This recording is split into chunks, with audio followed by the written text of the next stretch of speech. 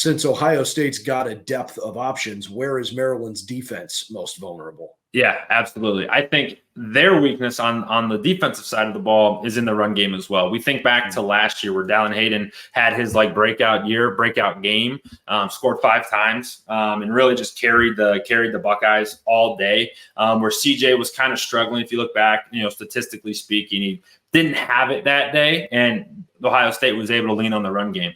Now you look back, it looked a lot different, based on our offensive line and all the stories that we've talked about. But I think that where Ohio State's going to make its money is, hey, let's establish the run. Let's get Trey going early. All right, let's get the run game going, and then that again will open up the pass game.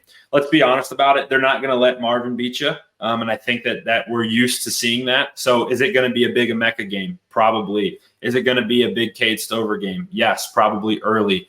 I think it's going to honestly be very similar to how the Notre Dame game looked, right? It may look a little tough early, because I do think they're stout up front, got a good defensive line.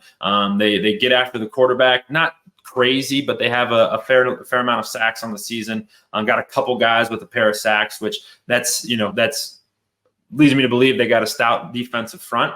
But I think that if Ohio State's able to establish the run and let Kyle throw off of that, I think that's huge advantage for Ohio State, just to get it comfortable and get Kyle in advantageous situations where he's throwing the wide open guys off of play action, as opposed to, hey, having to drop back and just we're swinging this thing all afternoon.